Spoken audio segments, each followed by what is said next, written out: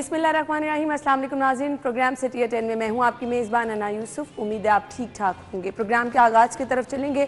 हम खबरों से आगाज़ करेंगे और इंशाल्लाह 11 बजे बहुत ही अहम टॉपिक हम डिस्कस करने वाले हैं। अपना घर अपनी छत स्कीम सीएम साहिबा की, आप उसमें अप्लाई कैसे कर सकते हैं और उसका तरीक़ेकार क्या है, किस तरह आप उसका हिस्सा बन सकते हैं।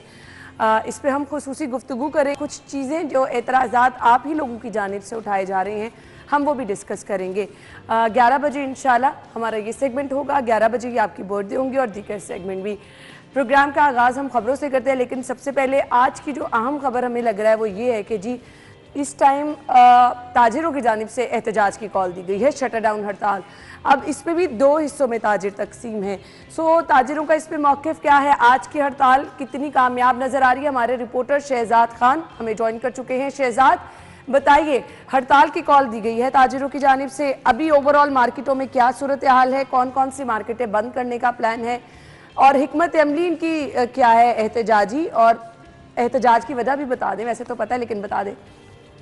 बिल्कुल आना, बेसिकली ये हड़ताल जो है वो बिजली की कीमतों में बेतहाशा इजाफे और इसके अलावा टैक्सेस जो मुख्तलिफ मद में हुकूमत ने ताजर बरादरी पर लगाए हैं उसके खिलाफ ये शटर डाउन हड़ताल की जा रही है। और ये लाहौर समेत पूरे मुल्क के अंदर इस हड़ताल की कॉल दी गई थी। शहर लाहौर की अगर आप बात करें तो शहर लाहौर के अंदर बल्कि पंजाब के अंदर जो अंदरून लाहौर है हमारा, ये एक बिजनेस का हब कहलाता है। पूरे पंजाब से लोग यहाँ पे ख़रीदारी की गरज से आते हैं, उनमें अंदरून शहर की मार्केटें जो हैं वो शामिल हैं। तो आज लाहौर का ये बिजनेस का जो हब है ये मुकम्मल तौर पर हमें बंद नज़र आ रहा है। शाह आलम मार्केट इस वक्त बंद है, आज़म क्लॉथ मार्केट बंद है, अंजमन ताजरान ऑटो पार्ट्स बादामी बाग की मार्केट जो है वो बंद है। इसके अलावा ब्रांडस रोड और सर्कल रोड को भी बंद रखा गया है। इसके अलावा जो केमिकल के कारोबार की मार्केटें हैं वो भी बंद रखी गई हैं। अगर हम अनारकली बाज़ार की बात करें तो नई अनारकली बाज़ार जो है वो भी मुकम्मल बंद है। इसके अलावा उर्दू बाज़ार बंद है और इसके सराउंडिंग में जो छोटी मार्केटें हैं जिनमें बिजन रोड है, मिंटगुमरी मार्केट है, मैकलोर रोड है, ये मार्केटें भी बंद हैं। और इसके साथ साथ जो अकबरी मंडी के अतराफ की मार्केटें हैं ये भी बंद रखी गई हैं।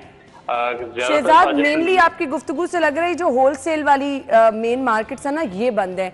मुझे ये बता दें, ये जो जिस तरह इचरा बाजार, टाउनशिप बाजार, लिंक रोड बाजार, क्या ये भी बंद रहेंगे आज? ना, इसमें जो रिटेल की मार्केटें हैं इनमें गुलबर्ग है, इसके अलावा इकबाल टाउन के इलाके, कैंट और डिफेंस शामिल है। इनमें जो रिटेल की मार्केटें हैं वो तो खुली हैं। आप गुलबर्ग में लिबर्टी मार्केट ले लें तो लिबर्टी मार्केट 2 बजे के बाद जो है वो ऑपरेशनल होती है। बरकत मार्केट जो है वो खुल जाएगी। इसके अलावा जो इकबाल टाउन मेन बुलेवार्ड है वो खुल जाएगा। अगर आप डिफेंस की तरफ चली जाएँ तो डिफेंस वाई ब्लॉक की मार्केट, एच ब्लॉक की मार्केट जो है वो खुल जाएंगी। और इसी तरह रिटेल में जो कैंट की मार्केटें और बाज़ार हैं जिसमें चुंगी अमर सद्दू है वो भी खुल जाएंगे। लेकिन जो जिन मार्केटों का तल्लुक बैरून लाहौर से है, यानी कि दीगर शहरों से है, वहाँ से लोग बड़ी तादाद में आते हैं, वो हमारा अंदरून शहर है। लेकिन स्टिल आपने बहुत बड़ी मार्केट्स का जिक्र किया जिनको हम हमेशा सर फहरिस्त रखते हैं, इसलिए हम इस हड़ताल को कामयाब हड़ताल शहजाद कह सकते हैं। बिल्कुल ना, जो हड़ताल है इसकी कामयाबी या नाकामी का जो दारोमदार है वो हमारे अंदरून शहर की मार्केटों पर है। आप देखें शाह आलम के अंदर बहुत सारी झेली मार्केटें हैं, रंग महल सुहा बाज़ार है। इसके अलावा इसके साथ आगे चले जाएं तो आज़म क्लॉथ मार्केट की हदूद जो है वो आ जाती है। इसके अलावा पाकिस्तान क्लॉथ मार्केट है। बाहर आ जाएं आप सर्कुलर रोड पे तो इसके दोनों तरफ में दर्जनों मार्केटें हैं। ब्रांडस रोड जो है वो शहर की हार्डवेयर की सबसे बड़ी मार्केट है जहाँ पे पूरे पंजाब से लोग हार्डवेयर का सामान जो है वो खरीदने आते हैं। इसके अलावा आप मैकलोर रोड पर आ जाएं तो वहाँ पे मोटरसाइकिलों की ट्रेड जो है वो होती है। मिंटगुमरी मार्केट के अंदर जो गाड़ियों के पार्ट्स की ट्रेड है वो है। बिल्कुल आपने ठीक कहा। मुझे शहजाद ये बता दें, 2 धड़ों का जिक्र हो रहा था ना कि एक धड़ा इस हड़ताल का हिस्सा नहीं, जो नहीं है उनका क्या मौक़िफ़ है? क्या उनको महंगाई महसूस नहीं हो रही है? एक हिस्से को क्या ज़्यादा ही महसूस महंगाई हो रही है? बिल्कुल, इसमें ना जो अंजमन ताजरान नई मीर ग्रुप से मुंसलिक ताजर बरादरी है वो इस हड़ताल के अंदर शामिल नहीं है। जिस हवाले से नई मीर का कल मौक़िफ़ सामने आया था, वो ताजर दोस्त टैक्स स्कीम के चीफ कोऑर्डिनेटर भी हैं और इस हवाले से उनका ये कहना था कि जो ताजर बरादरी तरामीम ताजर दो टैक्स स्कीम के अंदर चाहती है, उन तरामीम पर हुकूमत ने आमादगी जो है वो जाहिर की है और वो तरामीम मंजूरी के मराहल में है। इसलिए जब हुकूमत ताजरों की बात मानने के लिए तैयार है तो फिर हड़ताल का जवाब नहीं बनता। हड़ताल करके भी आपने मुज़ाकरात की टेबल पर ही आना है, तो मुज़ाकरात की टेबल पर तो हुकूमत ताजरों की बात मानने के लिए पहले से ही तैयार है, इसलिए हड़ताल नहीं करनी चाहिए। ठीक है शहजाद खान, आपके वक्त का बहुत बहुत शुक्रिया। जितनी मार्केट है ये बंद बता शहजाद, सो आप ये अंदाज़ा लगा लें कि आज के दिन कितने लोग जो हैं वो भूखे प्यासे रहेंगे, वो दिहाड़ीदार, क्योंकि शाह आलम मार्केट में जब कभी भी जाना हुआ है, वो लोग जो कि सामान उठाकर वैगनों में पिकअप में लोड कर रहे होते हैं, उनका तो दारोमदार वो उसी एक दिन की दिहाड़ी पर होता है। सो हड़ताल कामयाब होती है नहीं होती है, वो मुतालिबात जो लेके ये हड़ताल कर रहे हैं वो मंजूर होते हैं, महंगाई कम होती है, टैक्स कम होते हैं, ये एक दिन जो गरीब भूखा रहेगा उसका जवाब कौन देगा? हमारे सीनियर रिपोर्टर्स इमरान यूनस और इरफान मलिक हमारे साथ मौजूद हैं। अस्सलाम वालेकुम। वालेकुम अस्सलाम। शहजाद की गुफ्तगू आपने इमरान सारी सुनी, क्या कहेंगे? अना बड़ा तफसीली जो है शहजाद खान ने सूरत हाल जो है वो आज की बताई है। होलसेल मार्केट के साथ साथ जो नाम शहजाद खान ने लिए हैं जो कि आज बंद रहेंगे, उससे देख के यही लगता है कि शहर जो है तकरीबन 80% जो है वो आज बंद रहेगा। परचून मार्केट जो है उनके बारे में बताया, वो तो खुली रखना जो है वो भी बनता है। लेकिन यहाँ मैं एक चीज़ ज़रूर बताना चाहूँगा कि एक दिन जितनी मार्केट शहजाद खान ने आज बताई है ना, इसका मतलब है लाहौर में आज मईशत को करोड़ों का नहीं अरबों रुपए का नुकसान होगा, क्योंकि तमाम बड़ी मार्केट्स के नाम जो है वो शहजाद खान साहब ने बताए हैं कि आज वो तमाम जो है बंद रहेगी, तो अरबों रुपए का नुकसान जो है वो आज मईशत को एक दिन में होगा। अच्छा, इसका तमाम तर असर जो है वो ऑब्वियसली ताजर बरादरी को होगा, इसके साथ अवाम को होगा, इसके साथ जो आपने दिहाड़ीदार तबका बताया ऑब्वियसली उसको भी होगा। लेकिन हुकूमत हमारी जो है ना, बड़े ताजिरों को हुकूमत हमारी जो है ना वो टेंशन नहीं लेगी। क्यों? क्योंकि मुस्लिम लीग नून के दौर में हर बार ताजर बरादरी जो है ना वो सड़कों पर आई है। ताजर बरादरी के हवाले से अगर बात करें, वो जो जवाब पेश कर रहे हैं वो ये कह रहे हैं कि जो बिलों में बेजा टैक्सेस जो है वो बढ़ाए गए हैं, इसके साथ ताजर भुगत रहे हैं। देखें ऑब्वियसली बात ये नहीं है कि वो कमर्शियल बिलों की बात कर रहे हैं, वो ओवरऑल बिलों की बात कर रहे हैं। जब ऑब्वियसली उनके बिलों में कमी होगी तो ये बात तो हम भी कहते हैं कि आपके बिजली के बिल में ऐसे टैक्सेस हैं जिनको पढ़ के आपको गुस्सा भी चढ़ता है और बात का तो आपकी हंसी भी छूट पड़ती है कि टैक्स पे टैक्स जो है वो डाले हुए हैं। तो बात ये है कि इसके साथ साथ आप बात कर रही थी कि दो दड़े हैं, कुछ माजरत के साथ कुछ ऐसी ताजर बरादरी अभी भी मौजूद है जो हुकूमत की आलाकार बनी होती है, और वो सिर्फ इस हुकूमत की नहीं है, वो हर दौर में जो भी हुकूमत आती है ना उनके साथ बैठ जाते हैं। अब कुछ ऐसे ग्रुप का नाम लिया शहजाद खान साहब ने जो हड़ताल के हक में नहीं है, वो ऑलरेडी पहले भी हुकूमत के साथ कई बार बैठ के मामलात के लिए कोशिश करते रहे हैं कि किसी तरीके से मामलात हल हो जाएं, लेकिन गवर्नमेंट जो है वो हमेशा उसने ताजर बरादरी को लॉलीपॉप जो है वही दिए हैं, और करना हुकूमत ने वही है जो उसकी अपनी बिल्कुल ऐसे ही है मंशा है। सवाल ये है, अगेन मैं वही कहना चाहूँगी, बड़े ताजर जो शाह आलम मार्केट में जिनके बड़े बड़े बिजनेस हैं वो तो आज घर में रेस्ट कर रहे होंगे, उस गरीब का क्या बनेगा? इरफान ना, बिल्कुल बात आपकी ठीक है। और लेकिन जैसे आपने बात का आगाज़ किया कि लाहौर की ये बड़ी मार्केट, और इमरान ने भी इसका पॉइंट आउट किया कि अरबों रुपए का नुकसान जो है वो होगा। मार्केट बंद है, इसका मतलब है कि अरबों रुपए का आप बिजनेस करते हैं डेली बेसिस के ऊपर। अब उस अरबों रुपए के ऊपर जो अगर आपके ऊपर FBI टैक्स लगा रहा है, आपको टैक्स नेट के अंदर लेके आ रहा है, तो उसके ऊपर ताजर तंजीमें जो हैं वो एहतजाज कर रही हैं। मैं समझता हूँ स्टेट को अपनी रेट कायम करने के लिए ऐसा कोई भी आंसर हो जो स्टेट की रेट को चैलेंज करे, उसके खिलाफ सख्ती से निपटना चाहिए। ये कोई तरीका नहीं है कि आप सेल्स टैक्स के नाम के ऊपर जो आपने पैसे दिए वो तो आपने गवर्नमेंट को दे दिए, लेकिन जब आपसे इनकम टैक्स की बात की जाए कि आपने कमाया कितना, आपकी अर्निंग क्या, उसके ऊपर टैक्स दें, उसके ऊपर ताजर तंजीमें एहतजाज भी करें, उसके ऊपर जो है ये लोग रोड के ऊपर भी आ जाएं और दुकानें भी बंद करें और ब्लैकमेल भी करें। इस चीज़ को जो है वो नहीं होना चाहिए।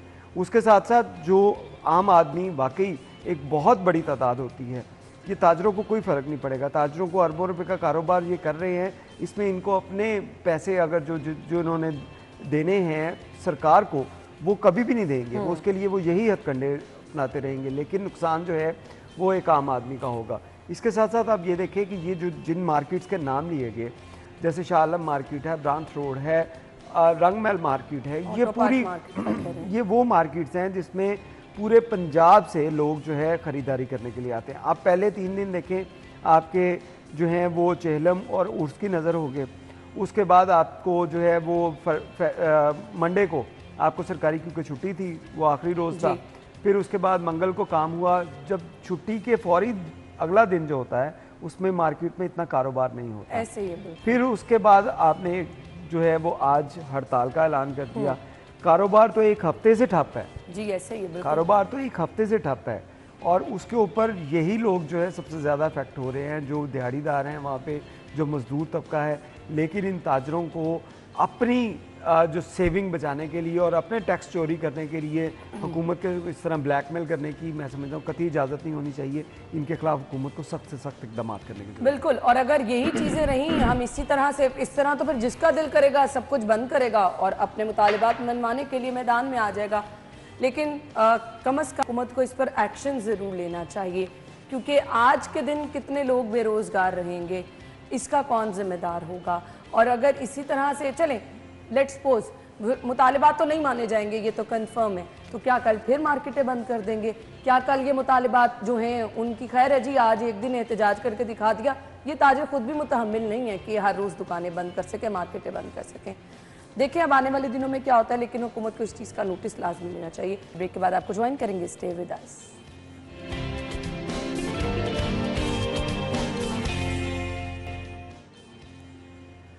Welcome back once again. So बिजली चोरी का तोड़ निकाल लिया गया है फाइनली। एक लंबे अरसे बाद कुछ चीज़ समझ आना शुरू हुई है कि शायद ये काम कर जाएगी। कंपनी के ट्रांसफार्मर्स पर जदीद मीटर नस्ब करने का मंसूबा तैयार कर लिया गया है। इरफान, इस खबर को देख के तो आपकी तो मुझे हंसी से ऐसे लगा, आपको मुज़ाहिका केस लगे। मैंने हंसना था, मुझे लगा मुझसे सवाल करेंगी, मैं हंसूंगा। वो अच्छा, इरफान हंस पड़े उस बात पे। पकड़ हो जाएगी, बेहतरी आ जाएगी। देखिए बिजली चोरी जो है वो कौन लोग करवाते हैं? हाँ, ये बिजली तो चोरी जो है वो खुद कोई किसी की हिम्मत नहीं होती कि वो बिजली की तारों को हाथ लगाए और उसको चेंज कर ले। ये ऐसे होंगे तो वो बहुत ही शाहकार कोई 5-10 लोग होंगे, लेकिन बाकी जो जितने लोग हैं वो आपके सिस्टम के साथ मिलकर फिर बिजली चोरी करते हैं। यानी वो इन मीटरों के साथ भी जो कुछ मर्जी कर लेंगे। देखें, इन मीटरों का तोड़ भी तो इन लोगों ने ही निकाला है जिन्होंने ये मीटर लगाने हैं। जब ये चीज़ें होंगी, अब हम अक्सर बात करते हैं कि लाहौर का जो इंडस्ट्री एरिया है उसके अंदर आपकी जितनी बिजली चोरी हो रही है वो आपकी करोड़ों रुपए की नहीं, अरबों रुपए में हो रही है। अरबों रुपए की बिजली चोरी जो है वो हर माह हो रही है। और उसमें आपके लाइनमैन, आपका लेस्को, SDO, आपका एक्सीएन, जिन लोगों तक की इन्वॉल्वमेंट होती है। उसके बाद आप कहें कि हम इसके ऊपर नए जदीद मीटर लगा देंगे। अच्छी चीज़ है कि आप जदीद टेक्नोलॉजी की तरफ जा रहे हैं, लेकिन अल्टीमेट आपको उस कार्ड की सिस्टम की तरफ जाना पड़ेगा कि आप जितने का कार्ड लोड करेंगे, चार्ज करेंगे उतने ही की बिजली इस्तेमाल करेंगे। उसके अलावा आपके पास अभी तक कोई हल नहीं है। ये हल जो है वो आपको याद होगा कि पहले घरों के अंदर वो एक काले से मीटर लगते थे, वो गरारी वाले घूमते थे। उसके अंदर भी लाइनमैन ने बताया कि इसके अंदर सुई जो है वो लगा दें तो ये रुक जाएगा। फिर उसके बाद उन्होंने कहा नहीं, हम ये वाले कंप्यूटराइज मीटर लेके आ रहे हैं जो लैपटॉप की मदद से इसको जो है वो लाइनमैन ने ही टेम्पर करना शुरू कर दिया कंप्यूटर के ज़रिए, लैपटॉप के ज़रिए। फिर उसके बाद आपने 3 से 4 किस्म के नए नए मीटर लाते रहे तो बिजली चोरी आज तक नहीं रुकी। इस मीटर से भी ये होगा। जितना जदीद मीटर, एक तो जो इनका प्रोक्योरमेंट डिपार्टमेंट है जो ये प्लानिंग कर रहा है कि हम इस तरह की करेंगे, पहले तो वहाँ पे सारा कुछ होगा। उसके बाद यानी ये जो कहा गया मीटर, ये लिखा हुआ जी मीटर रीडिंग की बुनियाद पर चोरी होने वाली यूनिट्स की निशानदेही हो सके। देखिए, निशानदेही तो ऑलरेडी हो जाती है। जब एक यूनिट जो है वो आपको दिया जाता है कि इतना यूनिट इस डिवीजन को मिल रहा है, उसके अंदर ही आपने अपने जो हिसाब किताब करना है, देना है हिसाब कि कितने सर्व हुए, कितने आपके लाइन लॉसेस हुए, कितने आपने ओवर बिल किए। जब वो चीज़ें जो है ऑलरेडी कैलकुलाइज हैं तो उसके बाद आप कहें कि हम एक मीटर लगा देंगे, तो ये मैं समझता हूँ कि एक मज़ाक़ा केस चीज़ है। ये आवाम के और मज़ीद पैसे जो हैं वो लगाए जाएंगे कि आप पहले मीटर लगवाएं, नए मीटर लगवाएं कंपनीज, उसके पैसे दें। उसके बाद आपसे कहा जाएगा चले आप इसको, आपको टेम्पर करने का भी हम तरीका बताते हैं, उसके भी पैसे दें, फिर करें। जब तक ये लोग जो इन्वॉल्वमेंट है जिनकी, जब तक इन लोगों को कड़ी सज़ाएं नहीं देंगे, ये नहीं करेंगे कि आप वो लोग जो हैं वो इदारे में ना रहें, उनको नौकरियों से बर्खास्त नहीं करेंगे, तब तक ये मामला जूं के तू रहेंगे। यहाँ पे जौन सा मर्जी मीटर लगा के ले आए, बिजली चोरी फिर भी होगी। इमरान, देखिए दुनिया में भी दुनिया भर में बिजली यूज़ होती है। दुनिया भर में जिस तरह हमारे लेस्को है, पूरी दुनिया में ऐसे इदारे, मैं बताता हूँ, पूरी दुनिया में ऐसे इदारे हैं। लेकिन कभी हमने उनकी खबरें जो है वो नहीं देखी। BBC, CNN, अल जज़ीरा हम सब देखते हैं, आपने भी देखा, लेकिन वहाँ कभी ऐसे खबरें आई नहीं। पता है क्यों? क्योंकि वहाँ पर जब मीटर लगता है ना, फिर वो आपको एक कार्ड देते हैं, ठीक है, आपने वो कार्ड लगाया, आपने जितनी बिजली यूज़ करनी है आपने की, फिर आपने कार्ड निकाल लिया। ये सिस्टमेटिकली ये चीज़ें होती हैं, ठीक है। जब आपकी नीयत साफ़ हो ना, फिर आपके पास प्लान्स आ जाते हैं, ठीक है। बड़ी अच्छी बात है, हम टेक्नोलॉजी का यूज़ कर रहे हैं। अब 25,000 के करीब ट्रांसफार्मर हैं जिन पर ये मीटर जो है वो लगने जा रहे हैं, जिससे पता चलेगा कि कितनी बिजली आई है, आगे कितनी गई है, कितनी यूज़ हुई है और कितनी चोरी हुई है। बहुत अच्छी बात है। लेकिन मैं आपको यहाँ पर बात बताता हूँ, बड़ा ब्रीफली, इन डेप्थ बात जो है वो तो इरफान ने कर दी। मैं थोड़ा इसको मज़ीद जो है बयान इस तरह करूँगा कि लेस्को का असल मसला जो है वो क्या है। वो इनके लाइन लॉसेस नहीं है। ये लाइन लॉसेस को कंट्रोल करने के लिए ये चीज़ें कर रहे हैं। लाइन लॉसेस में मुख्तलिफ चीज़ें हैं, वो बात कहीं और निकल जाएगी। खैर, उसको कंट्रोल करने के लिए कर रहे हैं। लेस्को का मसला लाइन लॉसेस नहीं है, लेस्को का मसला जो है वो करप्शन है। अगर इसकी करप्शन में ये नहीं कह रहा कि मीटर लगवाने के पैसे लिए जा रहे हैं, ठीक है, को काम करने के, वायर बदलने के, ट्रांसफार्मर बदलने के पैसे लिए जा रहे हैं, मीटर ठीक करने के पैसे लिए जा रहे हैं, या बिल ठीक करने के पैसे लिए जा रहे हैं, ये नहीं मैं कह रहा। मैं करप्शन बात कर रहा हूं कि जो बिजली चोरी करवाई जाती है, जो बात इरफान कर रहे थे, उसके एवज जो पैसे लिए जाते हैं वो है करप्शन जाती है। अगर ये करप्शन, यकीन जाने, अगर ये वाली करप्शन ना जो इरफान ने भी बताई और मैं भी वही बात कर रहा हूं कि अगर ये करप्शन लेस्को के अंदर से रुक जाए ना, तो आप यकीन जाने के 90 से क्या 95% इनकी बिजली चोरी रुक जाएगी। इन्वॉल्व कौन लोग होते हैं वो बड़ा ब्रीफली भाई ने बता दिया। आप बताएं, आप बिजली चोरी कर सकती हैं, मैं कर सकता हूँ, इरफान कर सकता है, और भाई उनके बगैर तो आप कर नहीं सकते। मैंने एक बड़ी अच्छी मिसाल जो है वो एक बार दी थी कि हम पहले जो है इकबाल टाउन, माल टाउन में रहते थे, हम इकबाल टाउन में शिफ्ट हुए, तो यकीन जाने वहाँ पर 1 महीना बिल आया, दूसरा महीना आया, ज़्यादा आया। मैंने वो लाइनमैन, एक दिन मीटर रीडर आया, मैंने उसको कहा, मैं कहा भाई ये बिल ज़्यादा आ रहा है, बहुत ज़्यादा आ रहा है। कहता भाई बिजली महंगी हो गई है। मैं कहा फिर भी, यकीन जाने उसमें साइड पे करके कहा, तो कहता आप हमसे बात करें ना, मैं कब माना शुरू हो जाए, कर लेते हैं आप। मैं कहा भाई माफ़ी दे दे मैंने इस चक्करों में नहीं आना। तो असल मसला जो है बिजली चोरी का वो लेस्को के अंदर से है। दूसरी रही बात, बड़ी अच्छी बात है कि आप जो है वो घरों की मॉनिटरिंग करने जा रहे हैं, लेकिन चीज़ें पता कब ठीक होती हैं कि जब आप ऊपर से नीचे आएंगे, ठीक है, जब आप ताकतवर को पकड़ेंगे। आपका असल मसला बिजली चोरी का घरों में नहीं है, असल मसला इंडस्ट्रियल एरिया में है, कमर्शियल जोन्स में आप जाएं। चलो घरों में तो बिजली चोरी कोई करता होगा तो बेचारा ज्यादा से ज्यादा कुछ 100 यूनिट कर लेगा। और मैं आपको बताऊं, वाज़े तौर पर शायद सिप्रा साहब कहते हैं कि इनके फिंगर टिप्स पे वो इलाके हैं जहां पर बड़े सारे जितने भाई जहां हजारों यूनिट्स की डेली की बिजली चोरी हो रही है, पहले उसको तो पकड़ें। एक घरेलू सारिफ जो है, अगर वो बेचारा कोई 50-60 यूनिट या 100 यूनिट, मैं ये नहीं कहता कि वो सही कर रहा है, वो वाकई गलत कर रहे हैं, वो कसूरवार हैं, ठीक है, वो 100 माहाना 100 यूनिट चोरी कर लिया। दूसरी तरफ आपके रोजाना के हजारों यूनिट चोरी हो रहे हो, भाई पहले उसको तो रोको, कमर्शियल यूनिट की तरफ आए ना। कमर्शियली आप क्या करते हैं, आप लमसम बिल डाल देते हैं उनको, ठीक है, उनके यूनिट्स का, फिर आप उन्हें क्या कहते हैं, वो मीटर ठीक कर बिल अपना ठीक करवाने जाए, वहां भी आप 5 से 7 लाख जो है वो रिश्वत लेते हैं। ये मैं कानों सुनी बात नहीं कर रहा, मैं आंखों देखी बात कर। होता ही है, सब लोगों को पता है। खैर, जो बिजली चोरी का तोड़ निकाला है, तो आप देख लीजिए कितना तोड़ निकलता है, कितनी बिजली चोरी रुकती है और कितना वो लोग भुगत रहे हैं। अगेन इन्होंने तो एक वो तरीका पकड़ा हुआ ना कि जहाँ पे बिजली चोरी ज़्यादा है, तमाम लोग ही उसकी जद में आ जाते हैं। खैर, इसका हल देखते हैं फिर क्या निकलता है मीटर्स लगने के बाद। हम ब्रेक के बाद आएंगे हमारे साथ में।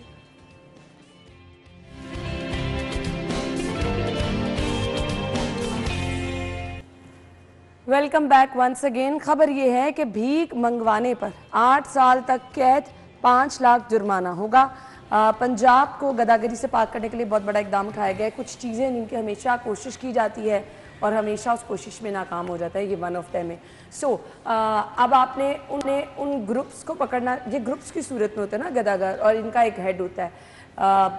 मैं क्योंकि क्रीम ब्लॉक वाले सिग्नल से हर रोज़ गुजर के आती हूँ और वहाँ पर पूरा एक मुनज़्ज़म ग्रुप, मतलब हर एज के लोग वहाँ पर उस सिग्नल पर जो है भीख मांगने के लिए खड़े होते हैं।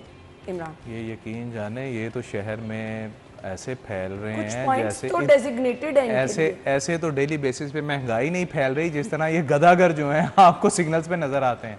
आप सिर्फ क्रीम ब्लॉक को छोड़ें, आप शहर के किसी सिग्नल पे भी ऐसे ही है। आपको कोई ऐसा सिग्नल नज़र नहीं आएगा जहां ये गदागर ना हो। और सिर्फ एक दो नहीं होते, 3-4 इधर होते हैं, 3-4 इधर होते हैं और बाकी लाइनों में होते हैं। इन्होंने बाकायदा तौर पर, मैं चूँकि मैं अक्सर अगर पंजाब यूनिवर्सिटी वाला जो सिग्नल है कैंपस का, वहाँ आए रोज़ एहतजाज होता है, स्टूडेंट करते हैं, तंजीमें करती हैं, तो आप खड़े हो ना, तो मैंने अक्सर मॉनिटर किया है कि वो वहाँ पर ना शिफ्टें लगाते हैं। शिफ्टें भी इस तरह के कहते हैं कि जी ठीक है, ये सिग्नल तुम्हारा, ये सिग्नल मेरा, ये सिग्नल ग्रीन होगा, जो रेड के बाद गाड़ियाँ रुकेंगी वो मेरी, और जो खुलेंगी वो तुम्हारी। ये मुनज़्ज़म ग्रो होते हैं, ठीक है। और ये जिस तेजी से बढ़ रहे हैं, आप थोड़ा यकीन सा ना जाने, उन्होंने अपने आप को बचाने के लिए हाथ में वो वाइपर और वो बॉटल्स पकड़ ली, किसी को ये हम भी काम वो कर रहे हैं, जबरदस्ती आएंगे, जबरदस्ती आएंगे, आप देखते रह जाते हैं कि ये कर। अच्छा साफ, अगर किसी गाड़ी की विंड स्क्रीन साफ है, उस पे भी उन्होंने पानी गिरा के, और वो पानी वो कहीं से भी भर लेते हैं, चाहे नहर से या कहीं और से।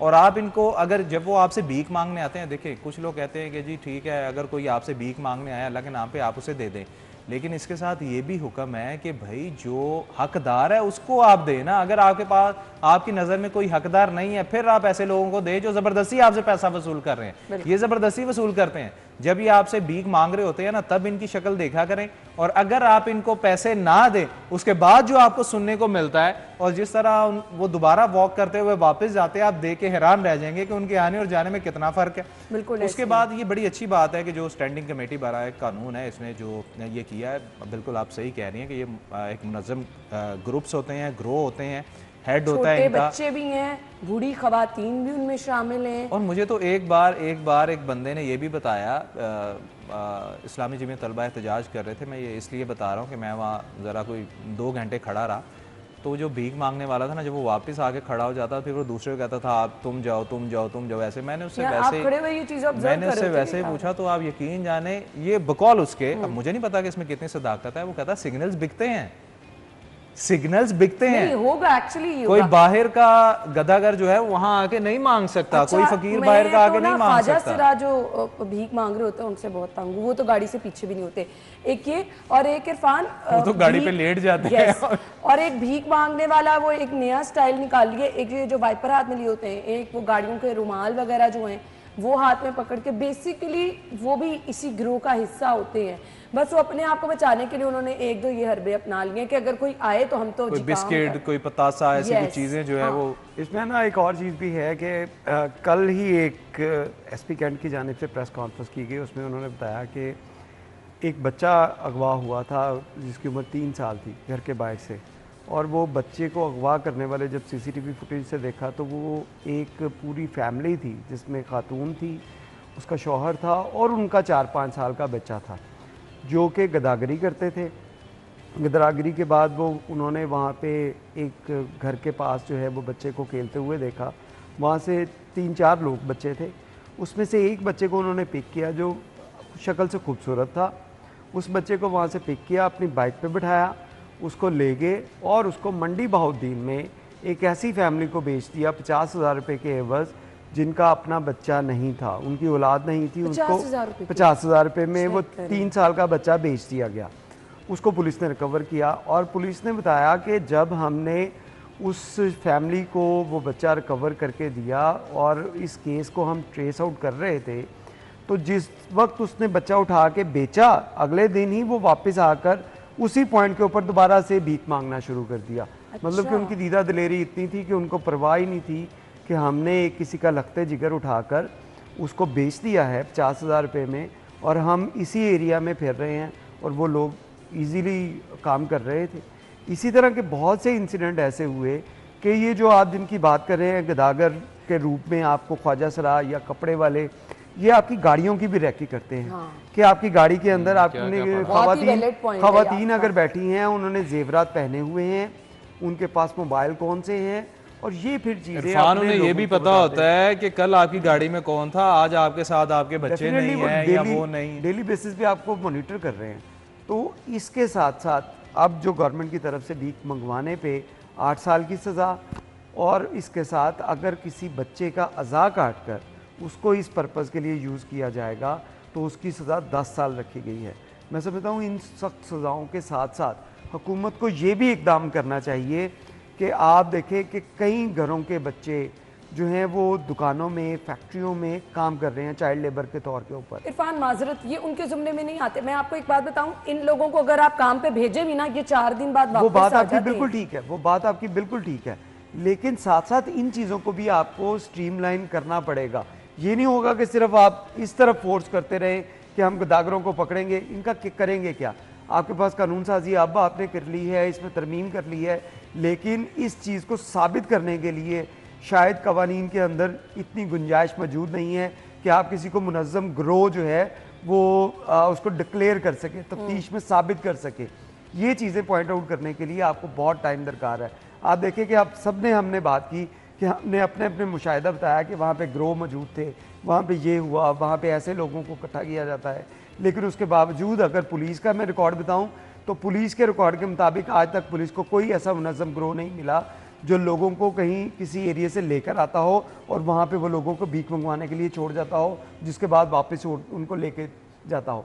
आज तक पुलिस के पास ऐसा मुनज़्ज़म ग्रोह नहीं आया रिकॉर्ड के मुताबिक। पुलिस के हत्थे नहीं चढ़ यही सकता। हम बात कर रहे हैं कि आप कानून साजी तो कर रहे हैं, ठीक है, लेकिन उसके साथ साथ एक और पॉइंट है ना, इनका हल कोई इसीलिए नहीं निकल सकता, इनका खात्मा कभी इसीलिए नहीं हो सका कि इनको थोड़ी देर के लिए पकड़ते हैं, आप बंद करते हैं, दोबारा जब वापस छोड़ते हैं वो अपना पॉइंट चेंज कर लेते हैं, वो जगह चेंज कर लेते हैं। मतलब कोई इनका जो जब तक हम जामे प्लान नहीं करेंगे इनके लिए, क्योंकि जिस तरह वो कहते हैं ना नशे के आदी अफराद को पकड़े, रिहैबिलिटेशन सेंटर नहीं है, थोड़ी देर के लिए रखते हैं, फारिग करते हैं, वो दोबारा वही काम शुरू करते हैं। पूरा एक मैकेनिज्म है, उसको आपको तैयार करना पड़ेगा। परमानेंट हल कुछ भी नहीं फिलहाल तो नजर आ रहा, और इसका परमानेंट हल जब तक नहीं निकलेगा तो ये गदागरों का खात्मा भी मुमकिन नहीं हो सकता। ब्रेक के बाद आपको ज्वाइन करेंगे, स्टे विद अस।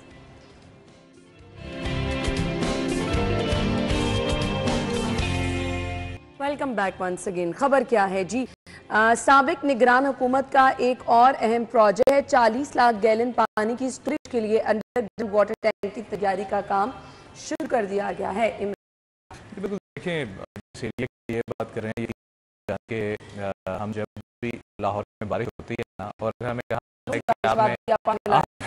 आपने कहीं से करना है, तो अगर हम गुलबर्ग एरिया में बहुत जाते हैं कि वहाँ पर आप यकीन जाने आप बोटिंग कर सकते हैं। वहाँ पर इतना पानी जो है वो खड़ा होता है। ये भी 4-4 दिन बारिश के बाद 5-5 दिन वहाँ से पानी नहीं जाता। और हम ये भी बात करते थे कि निगरान गवर्नमेंट जो है, इसने जब निगरान गवर्नमेंट ने काम शाम शुरू करने शुरू किए लाहौर में, स्पेशली तरक्याती काम शुरू किए, तो तब हम ये भी बात करते थे, देखते थे कि पूरा शहर जो है वो दोबारा से खुदाई हो रही है, बनाया जा रहा है, कहीं पास बन रहे हैं, जो है वो बन रहे हैं। हम ये देख रहे हैं घर है वो तो होता है पानी में डूबा होता है, इसकी तरफ ध्यान क्यों नहीं है? और यकीन जाने वाकई सबसे पहले वो करना चाहिए था, लेकिन वो नहीं किया निगरान वज़ीर आला ने। उसने बाकी सारे काम किए, उसने अपने इलाके को क्लियर नहीं किया कि इसको मैं बाद में देख लूंगा। खैर चलें, देर आया दुरुस्त आया, इस गवर्नमेंट को ही चले अगर ख्याल आ गया कि इस प्रोजेक्ट को जो है वो शुरू कर रहे हैं। अदरवाइज निगरान गवर्नमेंट के मादरत के साथ कई ऐसे प्रोजेक्ट हैं जिनकी तख्तियाँ जो है वो तब्दील हो चुकी हैं, जिनके प्रोजेक्ट जो हैं उन पर काम जो है उसकी रफ्तार बिल्कुल स्लो हो गई है। तो भाई भी ऐसे कई मनसूबों की नज़र जो है वो रहे हैं, प्रॉब्लम जो है वो फेस करते रहे हैं, ये भी खैर बताएंगे। तो ये प्रोजेक्ट जो है यकीन जाने ये बहुत ज़्यादा लोगों को इससे फ़ायदा होगा। करने के लिए प्रोजेक्ट बनाया गया तो यकीन माने ये हमारा सबसे ज़रूरत बड़ा मसला था। ज़रूरत है। तकरीबन 1 अरब 12 करोड़ के करीब जो है वो इस पर खर्च आएगा, और अभी भी दिसंबर तक की डेडलाइन जो है वो इसके लिए दी गई है। पानी जो है वो हमारा यकीन जाने सारा ज़ाया ही होता है, पूरी दुनिया में होता है ऐसा कि जो बारिशी पानी है उसको स्टोर किया जाता है। लोग तो सैलाब का पानी जो है दुनिया वो भी स्टोर करती है, लेकिन हमारे यहाँ पर बारिशी पानी जो कि बिल्कुल रहमत समझा जाता है उसको भी हम ज़ाया कर देते हैं, वो भी सीवरेज के पानी में जो है वो ज़ाया हो रहा होता है। तो चलें, अब स्टोरेज के लिए अगर ये चीज़ बन रही है तो ऐसे प्रोजेक्ट जो है पूरे लाहौर में अभी भी करने की ज़रूरत है, स्पेशली जो पॉन्डिंग एरियाज़ हैं जहाँ पर बारिशी पानी जो है वो कई घंटे 6-6, 7-7 घंटे, 10-10 घंटे और कई जगह तो एक दिन खड़ा रहता है। वहाँ पर भी ऐसे प्रोजेक्ट जो है वो शुरू करने की अशद ज़रूरत है। बिल्कुल ऐसी इरफान अना, बिल्कुल इसमें मैं क्रेडिट देना चाहूँगा पाकिस्तान तहरीक इंसाफ की गवर्नमेंट को। देखिए, सब लोग कहते हैं कि उन्होंने थोड़ा पीछे होके बैठ, उन्होंने क्या किया, उन्होंने क्या किया, लेकिन उसमें देखें कि ये एक जो था प्रोजेक्ट के वाटर स्टोरेज जो की जाए, ये उस दौर में सही बुजदार ने ही शुरू किया था, और उनकी ये काविश थी कि उसके बाद अब इस प्रोजेक्ट को लेके चल रहे हैं। देखिए, हमेशा यही होना चाहिए कि अगर किसी गवर्नमेंट की जानिब से भी कोई भी अच्छी एफर्ट की गई, कोई अच्छा प्रोजेक्ट किया गया है, उसको सिर्फ इस वजह से नज़रअंदाज नहीं कर देना चाहिए कि उसने किसी और गवर्नमेंट ने इसको तैयार किया था और अब हम क्यों ये करें। 40 लाख गैलन का प्रोजेक्ट, 40 लाख गैलन का प्रोजेक्ट, ये बहुत बड़ा प्रोजेक्ट है। आप देखें कि ये बेशबहा कीमती पानी है जिसके लिए लोग तरसते हैं इस पानी के लिए, और हम इस पानी को ज़ाया किए जा रहे थे, सालों से ज़ाया किए जा रहे थे। अब इसके ऊपर अगर काम करने की ठानी गई थी, क्योंकि निगरान सेटअप जब आया था तो उसकी जानिब से जो अच्छे प्रोजेक्ट थे उसको कैरी किया जा रहा था, नए प्रोजेक्ट किए जा रहे थे, उसमें ये प्रोजेक्ट भी था कि कज़ाफ़ी के करीब जो हमेशा का, जो जैसे आप सब ने जिक्र किया कि वहाँ पे हमेशा 4-4, 5-5 दिन तक पानी वहाँ पे खड़ा रहता था, प्रॉब्लम रहती है। फिर और लोगों को बीमारियाँ, परेशानियाँ और वबाई जो अमराज हैं वो फूट पड़ती थी। इसका जो बहुत बड़ा कमर्शियल एरिया है, डेफिनेटली पूरा आप देखें कि पूरा हब है आपका, और उसको आप डिस्टर्ब करके रखा हुआ था इस पानी ने। लेकिन अब ये 40 लाख गैलन, और इस पानी को आप स्टोरेज करने के बाद आप उसको यूटिलाइज कर सकेंगे, आप प्लांटेशन के लिए इस्तेमाल कर सकेंगे, सड़कें धोने के लिए आप इस्तेमाल कर सकेंगे। बेशबहा कीमती पानी जिसको स्टोर किया जाएगा, और इस पर ऐसा होना चाहिए कि अब मज़ीद आपको इसको वाटर स्टोरेज की तरफ जाना पड़ेगा। ये नहीं होगा कि जितना पानी आए उसको ज़ाया कर दें हम सीवरेज में, और इस पानी का कोई यूटिलाइज ना हम कर पाएँ, जो बाराने रहमत है उसको हम ज़ाया कर दें। इस पानी को संभालने की ज़रूरत है। जैसे अब देखें, इस गवर्नमेंट की तरफ से 2-3 छोटे-छोटे एक काम किए गए हैं कि ग्रीन बेल्ट जो है इनको जो है वो डाउन किया जा रहा है, उसका लेवल जो है सड़क से नीचे किया जा रहा है। ये मैं समझता हूँ बड़ी अच्छी काविश है, जिससे सतह ज़मीन के अंदर जो पानी की कमी हो रही थी उसको ग्राउंड लेवल को भी ऊपर लाने में मदद मिलेगी। और इसी तरह ये जो प्रोजेक्ट शुरू किए जा रहे हैं कि पानी को स्टोरेज किया जाएगा, ये भी एक बड़ी अच्छी चीज़ है। और मैं समझता हूँ कि इस तरह के मज़ीद प्रोजेक्ट जो होने चाहिए ताकि हम अपनी जो आइंदा आने वाली नस्लें हैं उनको पानी की किल्लत से बचा सकें। और ये बहुत अहम मसला है, और अगर आज ये इनिशिएटिव ना लिए गए तो फिर आने वाली नस्लों के लिए पानी तो बिल्कुल नहीं रहेगा। और ये एक इस तरह का मंसूबा, ये चलें जी, इसको तो पाए तक मील तक पहुंचाया जाएगा, डेडलाइन दी गई है। इस तरह के बहुत सारे मजीद मंसूबे शुरू करने की ज़रूरत है। हमारी जो ग्रीन बेल्ट्स हैं उनको रोड के लेवल पर लेकर आने की ज़रूरत है, अदरवाइज़ बहुत सारे मसाइल का सामना करना पड़ सकता है। अच्छा जी, पब्लिक सेक्टर कंपनी और अथॉरिटीज़ के चेयरपर्सन की नामजदगियों का सिलसिला जारी है। वज़ीर आला ने रुकन असम्बली गजाली सलीम भट्ट चेयरमैन PHA मुकर्रर कर दिए। इसी तरह दीगर सीटों पर भी वासा में चौधरी शहबाज साहब, जो कि हमेशा से हर दौर में रहे मुस्लिम लीग नून के, उनको फिर से जो है वो वहाँ पर रखा गया है। इमरान, देखें, ये जो ओहदे दिए गए हैं ये कारकर्दगी की बुनियाद पर जो है वो दिए गए हैं। जिस तरह आपने चौधरी शहबाज साहब की मिसाल दी, देखें हम वासा की कारकर्दगी को एक साइड पर रखें और चौधरी शहबाज साहब के हवाले से अगर बात करें, वो हमें हमेशा एक्टिव नज़र आए, वो हमें हमेशा फील्ड में भी नज़र आए हैं, वो हमें मीटिंग्स में भी, मैंने जो उनकी कवरेजेस की मुझे अच्छे से याद है हुकूमत पे थे नहीं थे, कि वो मीटिंग्स में वो ये नहीं देखते थे कि मीडिया पर्सन मौजूद हैं या नहीं हैं, वो साफ और सीधी बात करते थे और उसमें पूछ लेते थे अफसर को कि भाई इसमें तुम्हारा पर्सनल क्या कोई ऐसी चीज़ है जो तुम अवामी फलाह का काम जो है वो डिले कर रहे हो, क्या वजह है मुझे बताओ। किसी से पैसे पकड़े हैं, किसी को पैसे दिए, ऐसी गुफ्तगू जो है वो करते थे कि अफसरान जो है वो जवाब देने पर मजबूर होते थे। और बड़ी अच्छी कारकर्दगी जो है वो मुख्तलिफ ऐसे मुस्लिम लीग नून में रहे हैं, जो मुख्तलिफ जो सरकारी महकमे हैं उनके हेड्स रहे हैं। और यकीन जाने कि जब ये लोग सियासी तौर पर इनको ओहदे मिलते हैं, कुछ ठीक है होते होंगे जो मुख्तलिफ पार्टियों में जो गलत इस्तेमाल भी करते हैं, लेकिन फिर वो जवाबदेह भी होते हैं अपनी पार्टी को। लेकिन और हम बेसिकली यहाँ पे ये बात करेंगे, ये वाइस चेयरमैन अगर नामजद की जाते हैं तो इनका मकसद इरफान यही होता ना कि ये अथॉरिटीज़, ये कंपनी सही तरीके से चल सके। डेफिनेटली देखें, इसमें एक अच्छी चीज़ ये होती है कि अवामी नुमाइंदा अगर इन इदारों के अंदर बैठा होगा, जो वोट लेकर आया है या उसने अपने हलके में या अवाम के अंदर जवाबदेह होना है। अब सेक्रेटरी जो है DGPHA अवाम को जवाबदेह नहीं है, उसके लिए वो तो मिलेंगे भी नहीं। सही बात है। MD वासा उनको मिलने के लिए आप जो है वो ज़मीन आसमान एक कर दें, आपको नहीं मिलेंगे। इसी तरह बाकी डिपार्टमेंट जो है, इसमें अगर सियासी नुमाइंदों को लगा रहे हैं तो ये बड़ी अच्छी चीज़ है और ये प्रैक्टिस पहले भी थी, इसको मज़ीद जो है वो बढ़ाना चाहिए। आपको मज़ीद डिपार्टमेंट के साथ सियासी नुमाइंदों को अटैच करना चाहिए ताकि अवाम का जो असल इश्यूज़ हैं, अवाम की पल्स है, उन ब्यूरोक्रेट्स तक पहुंच सके जो आवाम को मिलना तक पसंद नहीं करते। अब देखें कि अगर पीएचए में गजाली सलीम भट्ट साहब होंगे, वासा में चौधरी शहबाज होंगे, इसी तरह एलडब्ल्यूएमसी में बिलाल खोखर होंगे, तो ये लोग अवाम की आवाज़ वहाँ तक पहुँचा सकेंगे। अवाम के काम जो हैं हल्के के, अवाम को बेसिक इश्यूज का भी पता होता है कि गली मोहल्ले के मसाइल है क्या। बिल्कुल, और इसमें एक बहुत मदद मिलेगी। मैं समझता हूँ कि इससे डिपार्टमेंट, मज़ीद डिपार्टमेंट जो हैं उनके अंदर भी सियासी नुमाइंदों को एहतराम के साथ जगह देनी चाहिए ताकि वो अवाम की आवाज़ पहुँचा सके। अवाम के इश्यूज उसकी रिजॉल्व करने के लिए इन लोगों के ऊपर प्रेशराइज भी इनको करें और इनसे काम भी लें और इनको उस पर से चेक एंड बैलेंस भी कर सकें। तो ये 3-4 फैक्टर हैं जिसके लिए इनको चेयरमैन, वाइस चेयरमैन इनकी तैनाती की जाती है। तो मैं समझता हूँ काफ़ी अरसे से ये तमाम जो लोग डिपार्टमेंट्स थे, हुकूमत को आए काफ़ी देर हो गई, काफ़ी देर, साल, एक साल का अरसा तो गुजर चुका है तकरीबन। तो इसके दौरान इन लोगों की तैनाती नहीं की गई थी, तो इन डिपार्टमेंट में अब ये तैनातियाँ कर दी गई हैं।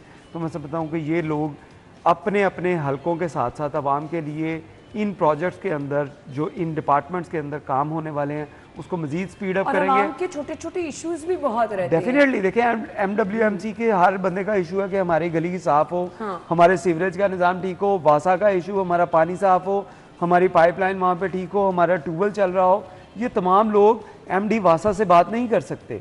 उसके लिए मिलने के लिए जो एसडीओज है या बाकी लोग हैं इनसे नहीं मिला जा सकता। लेकिन ये अवामी नुमाइंदे जिनके दरवाजे हर वक्त आम आदमी के लिए खुले होते हैं, इन तक आप अपनी आवाज़ पहुंचा सकते हैं और ये आवाम की आवाज़ सुनने के बाद उसके ऊपर इम्प्लीमेंट भी करवाते हैं। क्योंकि इनका, जैसे इमरान ने भी बताया कि इनका हम प्रीवियस एक्सपीरियंस, बिल्कुल इनका प्रीवियस एक्सपीरियंस अगर देखा जाए तो इसमें वाकई जो लोग इन तक पहुंच जाते हैं उनके काम डेफिनेटली होते हैं और इन तक पहुंचना मेरा नहीं ख्याल कोई ज़्यादा इशू है किसी के। बिल्कुल ऐसे ही है। जिस तरह हमने देखा, खास तौर पे चौधरी शहबाज की हम बात करें, गजाली सलीम भट्ट साहब की बात करें, तो ये वो लोग होते हैं, ये वो लोग हैं जो कि अपने इलाके में जिनका अच्छा खासा आवाम के साथ जो है वो मेल जोल भी रहता है और फिर आवाम को पता भी होता है कि ये उनके नुमाइंदे हैं और फिर जब यहाँ पर इन कंपनियों में, अथॉरिटीज़ में बैठेंगे तो उनको पता है कि उनके मसाइल जो हैं वो हल हो जाएंगे।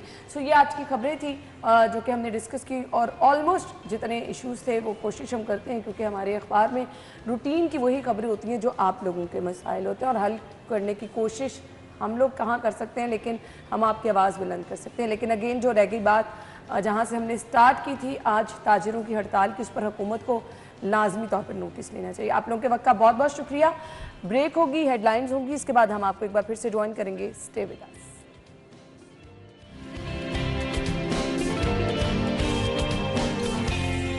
नाज़रीन, अपना घर हर किसी का ख्वाब होता है। अमीर हो, गरीब हो, घर बड़ा हो, घर छोटा हो, हर बंदा चाहता है कि अपना घर, अपनी छत हो।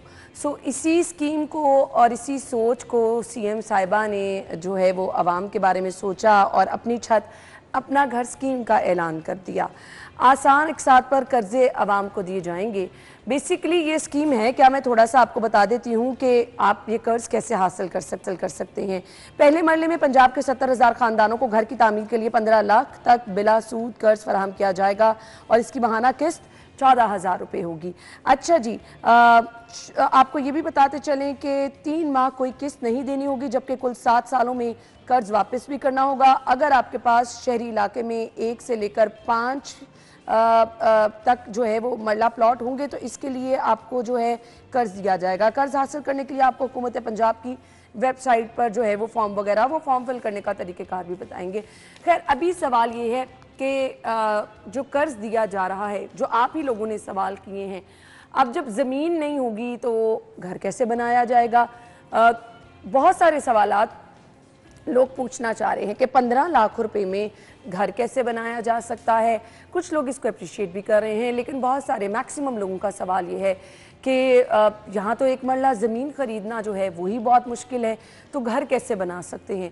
उस 15 लाख रुपए में किस तरह से एक घर की बुनियाद रखें। बहुत सारे सवालात हैं, इस पर बात करेंगे। लेकिन जो लोग इसके लिए अप्लाई करना चाह रहे हैं, थोड़ा सा मैं तरीक़ेकार बता दूं कि आपने फॉर्म जो है वो किस तरह से फिलअप करना है। सबसे पहले आपने गूगल पे जाना है जी, वेबसाइट आपने पंजाब गवर्नमेंट की है, उस पर आपने क्लिक करना है। आपके सामने रजिस्ट्रेशन फॉर्म आ जाएगा, इस पर आपने अपना CNIC नंबर डालना है, वालिद का नाम और इसके बाद जी अपना gender, address, email, phone number, वही अपनी बेसिक मालूमात जो हैं वो आपने दर्ज करनी है। फॉर्म में आप देख रहे हैं जिस तरह नॉर्मली हम फॉर्म फिल करते हैं, कोई मुश्किल तरीक़ेकार नहीं है। ये आपने जो है तमाम तरीका जो है इसको फॉलो करता हूँ, ये आपको दिखाने का मकसद ये थोड़ी सी आपके लिए आसानी हो जाए। ये तमाम फॉर्म फिल करके आपने इसको सबमिट कराना है और आप इसका हिस्सा बन जाएंगे। अच्छा जी, अब बेसिकली ये है क्या, इस पर भी बात होगी, कौन लोग इसके अहल हैं और किस तरह से बेसिकली ख्वाब क्या था सीएम साहिबा का और वो कैसे जो है हकीकत में आएगा। लोग स्टिल परेशान हैं कि इतने पैसों में घर कैसे बन पाएगा, अपना घर और अपनी छत का नारा कैसे जो है वो शर्मिंदा ताबीर हो पाएगा। मोहम्मद सैफ अनवर जप्पा साहब जो कि DG Punjab housing and town development agency है, उन्होंने हमें ज्वाइन किया। अस्सलाम वालेकुम सर। वालेकुम अस्सलाम। थैंक यू सो मच, आपके वक्त का भी बहुत बहुत शुक्रिया। सीएम साहिबा का ये मंसूबा बेसिकली है क्या, इस पर रोशनी डाल दीजिएगा। देखें, आपने अपने इंट्रोडक्शन में पहले ही कहा कि हर घर का और हर फर्द का ये ख्वाब है कि उसकी अपनी छत हो और अपना घर हो। तो यही सीएम साहिबा का विजन है कि वो चाहती हैं कि जिस तरह हाउसिंग सेक्टर में घरों की शॉर्टेज है और एक गरीब आदमी या कम आमदन वाला आदमी अपनी छत नहीं बना पा रहा, जिस तरह कॉस्ट ऑफ कंस्ट्रक्शन बहुत महंगी हो गई है, सीएम साहिबा का ये विजन है और ये डिटर्मिनेशन है कि मैं इसके लिए एफर्ट करूं और वो लोग जो अफोर्ड नहीं कर सकते उनको अफोर्डेबल लिविंग दें। हम कोई बहुत हाई एंड हाउसिंग की बात नहीं कर रहे, हम अफोर्डेबल हाउसिंग की बात कर रहे हैं और 1 लाख घर इंशाल्लाह इस इनिशिएटिव के तहत फर्स्ट फेज़ में हम तामीर करेंगे। उसके लिए उसके 3 आगे सेगमेंट है, उस पर भी मैं डिटेल में बात करूँगा। पहला इनिशियल टारगेट 1 लाख घरों का है। शॉर्टेज इस वक्त 2.5 मिलियन की शॉर्टेज है। सप्रेस्ड अकामोडेशन में लोग रह रहे हैं, मतलब जहाँ गुंजाइश 5 बंदों की है तो उस कमरे में या उस मकान में 10 बंदे रह रहे हैं, तो उनके पास वसाइल की कमी है और उस कमी को किसी न किसी हद तक अब गवर्नमेंट पूरा करने जा रही है और इंशाल्लाह हम 1 लाख घर का ये जो इब्तदा हमने की है 21 अगस्त को सीएम साहबा ने प्रोग्राम लॉन्च किया है, इसका दायरा कार बढ़ाते जाएंगे। बेसिकली बिला सूद कर्ज़ों की बात की जा रही है। सो उसके लिए तो जिस तरह से अप्लाई कर सकते हैं वो तरीक़ेकार हमने बता दिया, लोगों को गाइड भी कर देंगे। लेकिन क्या ये 15 लाख रुपए से, हम लोगों का सवाल है ना, घर बन पाएगा जिनके पास ज़मीन ही नहीं है, वो कैसे 15 लाख रुपए में घर बना पाए? नहीं, इसके जैसे मैंने पहले बताया कि इसके 3 सेगमेंट हैं। हम इंशाल्लाह उस कम्युनिटी को भी एड्रेस करेंगे जिनके पास ज़मीन नहीं है, उनका प्रोग्राम भी है। वो जहाँ सरकारी ज़मीन हमें अच्छी जगह पे अवेलेबल होगी, बड़े शहरों में जिनमें आप कह लें सियालकोट है, रावलपिंडी है, लाहौर है, फैसलाबाद है। जिसका आगाज हो गया है, ये सिर्फ इंटरेस्ट फ्री लोन वाले सेगमेंट है। बाकी इसके 2 सेगमेंट और रहते हैं, वो भी इंशाल्लाह बहुत जल्द हम लेके आ रहे हैं। उसमें ये जो आपका सवाल है कि जिनके पास इवन एक मरला नहीं है या प्लाट नहीं है तो वो घर कैसे बनाएंगे, तो वो इंशाल्लाह उसको भी एड्रेस किया जा रहा है। ठीक है। अच्छा जी, अब ये जो बिला सूद कर्जे दिए जा रहे हैं, कौन लोग इसके अहल हैं, कौन अप्लाई कर सकते हैं? और इसके लिए ये है कि क्योंकि बहुत बड़ी तादाद में लोग अप्लाई भी कर रहे होंगे, तो कितने लोगों को अकोमोडेट किया जा सकेगा? देखिए, इसके एहलियत बड़ी सिंपल है। इनिशियली जब हमने एलिजिबिलिटी क्राइटेरिया बनवाया, उसमें काफ़ी ज़्यादा चेक्स थे जिसको सीएम साहबा ने पर्सनली, चूँकि वो आर्किटेक्ट हैं इस सारे अरेंजमेंट की, तो उन्होंने पर्सनली इसको बहुत सिंप्लीफाई कर दिया। बहुत सारे चेक्स ख़त्म कर दिए। अब जिसके पास शहरी इलाके में 5 मरले तक का प्लाट है, वो ज़रूरी नहीं कि 5 मरले ही हो, वो 1 मरला भी हो सकता है, 2 मरले भी हो सकते हैं। और दही इलाकों में, देहात में 10 मरले तक का प्लाट है, एक तो वो एलिजिबल है। पहली क्वालिफ़िकेशन उसकी ये है।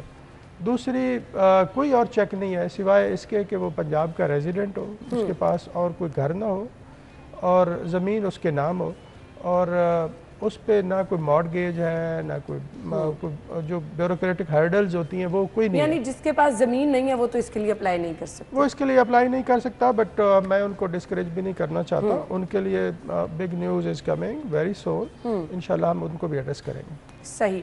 सो ये आपको 15 लाख रुपए एक साथ जारी कर दिए जाएंगे, और अगर आप अपना घर बना रहे हैं। दूसरा सेगमेंट जो बड़ा इंपॉर्टेंट है नहीं, मुझे, मैं इस पे क्योंकि थोड़ा- उन मैं- लोगों की मैं- बात करनी है जिनके पास ना पैसा है ना उनके पास ज़मीन है, वो क्या करें? नहीं, मैं इस पे थोड़ा ऐड कर दूं। 15 लाख मैक्सिमम लिमिट है, अच्छा। एक इंस्टॉलमेंट में नहीं देंगे। देखिए, हमने इंश्योर करना है कि जो गवर्नमेंट का इनिशिएटिव है उसका ऑन ग्राउंड वो इम्प्लीमेंट होता नज़र आए। हम जो सर्विस प्रोवाइडर लेंगे जिन्होंने ये लोन डिसबर्स करना है, फिर इंश्योर करना है कि घर भी बने, बेशक वो एक कमरा हो, 2 कमरे हो, अफोर्डेबल लिविंग की मैं बात कर रहा हूँ, और बाद में उसकी रिकवरी भी करनी है। तो हम चाहेंगे कि गवर्नमेंट का जो ख्वाब है या जो चीफ मिनिस्टर का ख्वाब है कि वो घर छत मिले लोगों को, वो हम 2 या 3 इंस्टॉलमेंट में, कोशिश होगी कि 2 इंस्टॉलमेंट में हम पे कर दें, सब्जेक्ट टू कंप्लायंस के लोग उसको यूटिलाइज कर रहे हैं घर बनाने में। तो हम इंशाल्लाह 2 किस्तों में ये 15 लाख तक दे देंगे अमाउंट। यानी एक साथ ये 15 लाख नहीं मिलेगा? एक साथ इसलिए नहीं दे रहे कि ये रिवॉल्विंग फंड है। हम आपको देंगे, आप 3 माह बाद उसका पहली किस्त देनी शुरू कर देंगे, हम वो किसी और को आगे देना शुरू कर देंगे। तो ये रिवॉल्व होता जाएगा और इसका जो दायरा कार है वो बढ़ता जाएगा। सही सही। सो मैं दूसरे सेगमेंट की बात करना चाहूँगी, क्योंकि लोगों को उम्मीद बन जाती है कि हमारे लिए कुछ चीज़ें ऐसी हैं ना जिनको लोग अभी भी अप्रिशिएट कर रहे हैं। आशियाना की देख लें स्कीम, लोग अप्रिशिएट करते हैं। फिर इसके साथ साथ बेनज़ीर इनकम सपोर्ट प्रोग्राम, हमेशा से लोग उसके मुतरफ़ रहते हैं। सो लोग इंतज़ार करना शुरू हो जाते हैं कि कब हमें जो है वो कुछ गवर्नमेंट की तरफ से जो है इस तरह की फैसिलिटी मिलेगी। सो जो अपना घर बना के गवर्नमेंट देगी वो कौन लोग अहल होंगे और उस प्रोजेक्ट पे कब काम? मैंने जैसे पहले बताया कि जो बड़े शहर हैं उसमें सरकारी ज़मीन हम ले रहे हैं, उस सरकारी ज़मीन पे हम मल्टी स्टोरी अपार्टमेंट्स देंगे। ठीक है।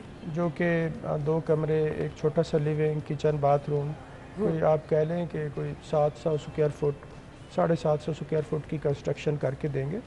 और उसमें जो डेवलपर हमें डेवलप करके देगा, कंस्ट्रक्शन करके देगा, उसको उसी ज़मीन में से ज़मीन देंगे। गवर्नमेंट उसमें कैश उसको नहीं पे करेगी और बड़ी रीज़नेबल उस यूनिट की या उस अपार्टमेंट की प्राइस फिक्स की जाएगी, जो कि अगेन आसान अकसाद में उन लोगों को जिनके पास, जिसकी आप बात कर रही हैं कि उनके पास अगर ज़मीन नहीं है तो उनको कैसे एड्रेस करना है, वो इंशाल्लाह इस सेगमेंट में आएंगे। ठीक है। और तीसरा सेगमेंट क्या है? तीसरा सेगमेंट बेसिकली जो मेरा इदारा है फाटा, इसके पास एक प्रोविज़न है, रूल्स हमारे 2020 के हैं, जिसके तहत प्राइवेट हाउसिंग स्कीम्स की भी हम अप्रूवल देते हैं। और उसमें जो 20% रेजिडेंशियल एरिया है उस पर 3 से 5 मरले के दरमियान डेवलपर को हम कहते हैं कि वो घर हमें बना के दे, और उसको भी इनक्रेज करने के लिए ताकि वो कॉस्ट जो है घर की वो कम रहे और जिस तबके को सीएम साहब एड्रेस करना चाह रही हैं उस तक वो पहुँचे, उसमें भी 1 मिलियन तक सब्सिडी देंगे ताकि उसकी कॉस्ट जो है घर की वो कम हो जाए, और फिर बाकी जो एक साथ है वो जिस बंदे को हम अलॉट करेंगे वो 5 साल में पूरी कर देगा। ठीक है। ये तीसरा सेगमेंट। सर साहब, मैं अब उन लोगों की तरफ आऊँगी जिनको बिलासूद कर्जे की हम बात कर रहे हैं, 15 लाख रुपए दे जाएंगे। लेट्स सपोज ये हमारे कैमरा मैन है, ये अप्लाई कर देते हैं, ठीक है, इनको पहली किस्त जारी भी हो जाती है, अपना घर बनाना शुरू कर देते हैं, बीच में कोई ऐसे मसाइल तो नहीं आएंगे, इनका घर बनना शुरू हुआ, इनको दूसरी किस्त मिल नहीं रही है, तो इसको मसाइल क्या कह सकते हैं? इसको हमने बड़ा स्ट्रक्चर्ड किया है अरेंजमेंट का, इस तरह की डिसरप्शंस इंशाल्लाह नहीं आएंगी। पहली बात तो ये है, इनके साथ एक हम छोटा सा एग्रीमेंट साइन कर लेंगे। जो सर्विस प्रोवाइडर हमारा होगा उसका इंजीनियर इनको विज़िट करेगा। एक पोर्टल डेवलप कर रहे हैं जिस पर रियल टाइम हर घर की प्रोग्रेस मॉनिटर होती रहेगी कि वो किस स्टेज पे है, और जो मेरा और आपका एक एग्रीमेंट है उस पर दोनों पार्टियां कहाँ खड़ी हैं, तो मॉनिटर होगा, स्क्रूटनी होगी, जो एस्टिमेट मेरा इंजीनियर देगा उसके मुताबिक इनको इंस्टॉलमेंट मिलती जाएगी। अगली दफ़ा जब वो जाएगा तो जो पहली इंस्टॉलमेंट अगर पूरी हो गई है और इन्होंने कंस्ट्रक्शन कर ली है तो बिला रोक टोक अगली इंस्टॉलमेंट। यानी यहाँ पर ये वाला सिस्टम तो है नहीं, वो जैसे शहबाज शरीफ साहब ने लोगों को काम के लिए गाड़ियां वगैरह दी तो उनको किसी और चीज़ के लिए इस्तेमाल किया जा रहा था। यानी अगर घर बनाने के अलावा ये कर्जा किसी सूरत मैं इसकी वजाहत कर दूं, बिल्कुल ये हम इंश्योर करेंगे कि ये घर के लिए है और सीएम का विजन ये है कि हमने छत देनी है। यानी उसके अलावा ये पैसे कहीं इस्तेमाल नहीं, कोई अपना बिजनेस भी नहीं से कर सकेगा? इससे नहीं इस्तेमाल कर सकते। वो गवर्नमेंट के और इनिशिएटिव है जिसमें वो इंटरेस्ट फ्री लोन शायद दें और उससे लोग बिजनेस भी कर लें। लेकिन ये तो सिर्फ होली सोली घर की तामीर के लिए हम पैसे देंगे। और देखिए आजकल अगर आप बैंक से लोन लेने जाएं तो काइबोर +2 वो आपको चार्जेस डाल के तो वो 24-25% पे जाके लोन पड़ता है।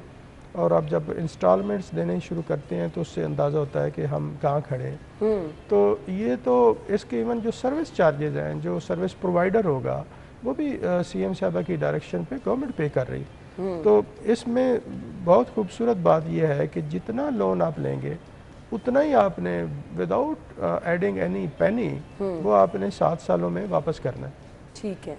और इसके लिए मंथली आपका कंफर्म है कि इतने पैसे आपने देने ही देने या आगे पीछे? नहीं, वो हम इंश्योर ये करना चाहेंगे। देखिए दोनों तरफ से कंप्लायंस हो तो चीज़ें चलती हैं। हम पहले 3 माह की सीएम साहबा की डायरेक्शन थी, हमने प्रपोज किया था कि 1 माह बाद किस्त शुरू हो जाएगी ताकि वो रिवाल्व होता रहे और लोग भी उसमें आते जाएँ। तो सीएम साहबा का ये था कि नहीं 3 माह बाद आप शुरू करें। तो वो उन डायरेक्शंस पे चलते हुए अब रिकवरी जो है वो 3रे महीने के बाद शुरू हो जाएगी। और इंश्योर हम यही करेंगे कि वो प्रॉपर यूटिलाइजेशन हो और बंदा अपने हद तक अपना वादा निभाता रहे। गवर्नमेंट अपना वादा इंशाल्लाह निभाएगी, बाकी पैसे भी देगी और कंस्ट्रक्शन भी। सर क्या ज़रूरी है कि घर की तामीर ही के लिए ये सिर्फ पैसे, लेट्स सपोज मेरे पास कुछ पैसे हैं और मैं चाह रही हूँ कि मैं लोन लेकर कुछ 15 लाख रुपए ऐड कर अपनी ज़मीन ले लूँ, तो ये भी नहीं? मेरा ख्याल है इसमें हम नहीं दे पाएंगे। ये जो स्ट्रक्चर जिस तरह का हमने तरतीब दिया है इस पे सोचा जा सकता है, किसी और प्रोग्राम में इसको भी एड्रेस किया जा सकता है। यानी ये वाला प्रोजेक्ट जो है इसमें सिर्फ और सिर्फ आपने घर की तामीर ही करनी है। प्लाट होना ज़रूरी है और उस पर फिर आपने 1 या 2 कमरे आपने बनाने।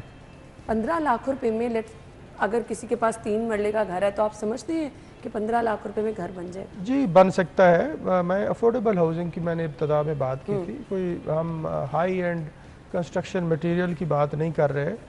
होता यह है कि जिसने घर बनाना है ना वो कहता है गरीब बेचारा कि अच्छा मटेरियल लगाएं, सारी जिंदगी एक दफ़ा बन गया तो दोबारा नहीं बन सकता। I know cost of construction महंगी है, लेकिन घर बनाने के लिए हर आदमी एक प्लान कर रहा होता है, पिछले 2, 4, 5 साल से प्लान कर होता है। कुछ उसने अपने लिए भी चीज़ें जमा करके रखी होती हैं, कुछ कंस्ट्रक्शन मटेरियल भी उसने लिया होता है, कुछ उसने अपने पैसे भी जमा किए होते हैं। तो कुछ उसकी गवर्नमेंट हेल्प करेगी, कुछ वो खुद कंट्रीब्यूट करेगा और बाइज्जत अपनी छत बना लेगा। आपको नहीं लगता कि ये शराइत कुछ ज़्यादा ही सख्त हैं कि आपके ऊपर बार बार चेक एंड बैलेंस भी रखा जा रहा है कि आप वो पैसे तामीराती काम पे ही खर्च कर रहे हैं, कितना काम कंप्लीट हुआ? मतलब ज़्यादा सख्त शराइत, पैसे तो वापस मिल जाने। नहीं, शराइत ज़्यादा सख्त नहीं है। हमारा जो अल्टीमेट गोल है वो छत देने का है। देखिए ना, जो विजन है सीएम का वो है कि हमने छत देनी है गरीब आदमी को। तो हम तो उस हद तक कंट्रोल रख रहे हैं कि आप कमरा ही बना रहे हैं, आप छत भी बना रहे हैं, इसके अलावा तो कोई कंट्रोल नहीं। इसके अलावा तो हम कोई ना हम उसके नक्शे की कोई पाबंदी कर रहे हैं कि नहीं आपने इस तरह का बनाना है। हाँ, एक चीज़ इंश्योर करेंगे कि उसकी स्टेबिलिटी जो है वो इंश्योर होनी चाहिए, क्योंकि इंसानी जाने हैं और जो हमारा इंजीनियर जाएगा वो ये इंश्योर करेगा। ऑनलाइन पोर्टल पे दरख्वास्तें आने का अमल शुरू हो गया, लोगों को ये पैसे कब तक जारी होंगे?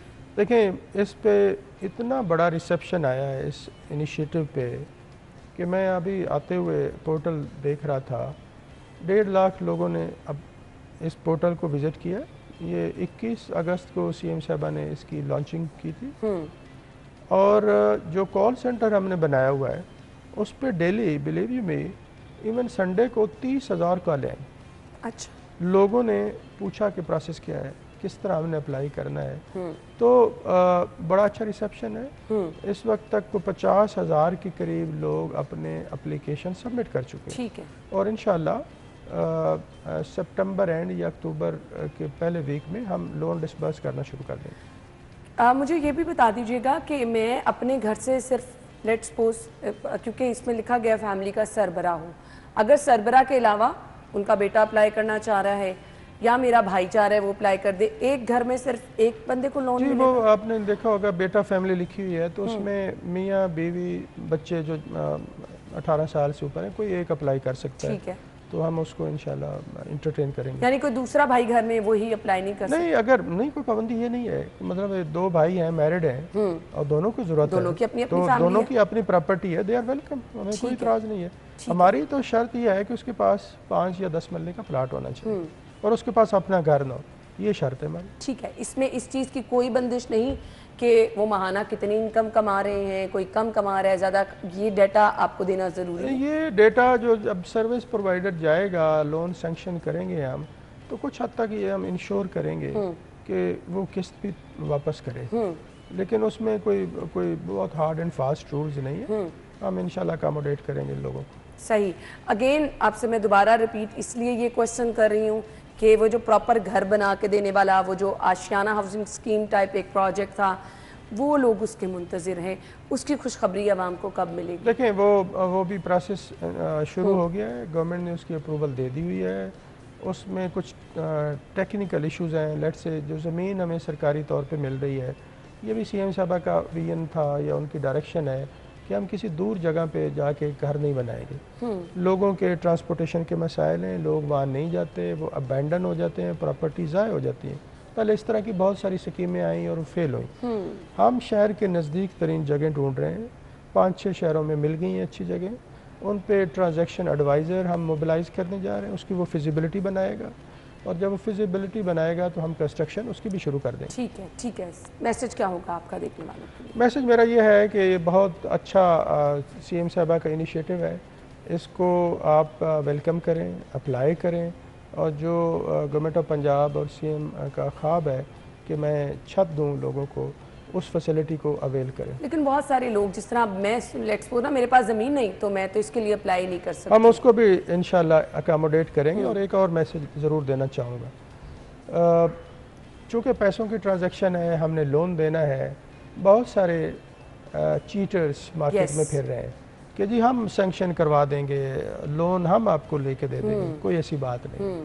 ये मैं मैसेज देना चाहता हूँ, मैसेज आपने दिया है, मैसेज देना चाहता हूँ कि कोई ऐसी बात नहीं है, इन लोगों की बात में नहीं आना। डायरेक्ट हमने नंबर दिया हुआ, toll free number, complaint number दिया हुआ, उस पर आप कॉल करें।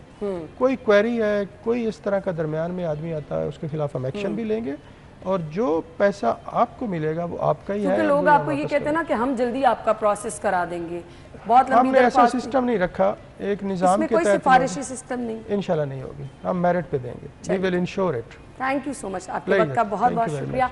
नाज़रीन ब्रेक होगी, ब्रेक के बाद हम आपको ज्वाइन करेंगे, स्टे विद अस।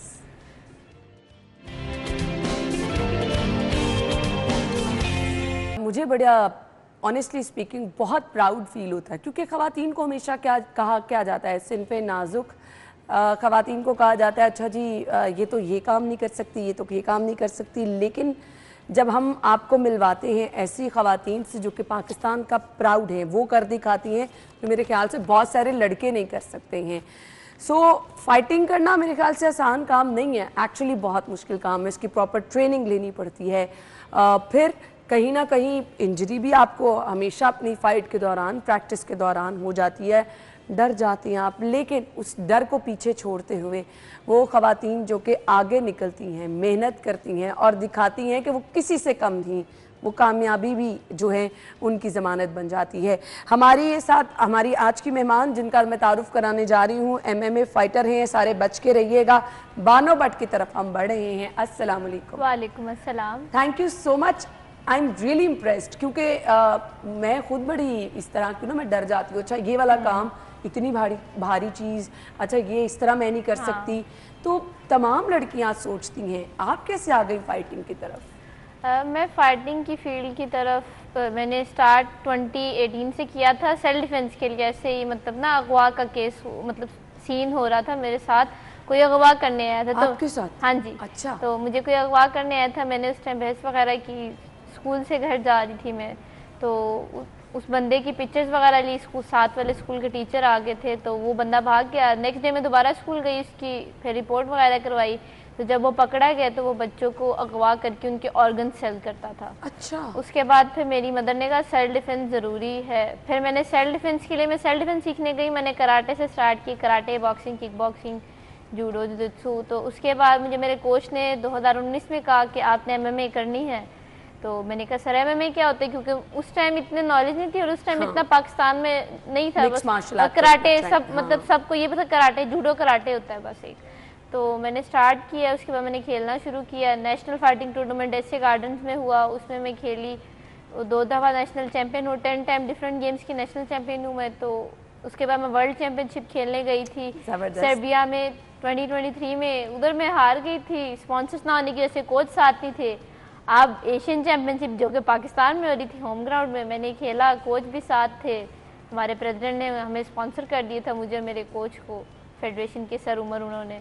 तो मैंने खेला, गोल्ड लिया और जिनसे मैं फाइनल अभी जीती हूँ उनसे मैं काजाकिस्तान से फाइनल जीती हैं और सेमीफाइनल में कजाकिस्तान से। हाँ, और इंडिया से सेमीफाइनल में जीती जी हैं। बिल्कुल। तो बहुत जबरदस्त। अच्छा, मैं आपकी स्टोरी सुन के ना बहुत सारी मदर्स को ये मैसेज देना चाह रही हूँ कि अपनी बच्चियों को आप लाजमी जो है वो सेल्फ डिफेंस की ट्रेनिंग दें।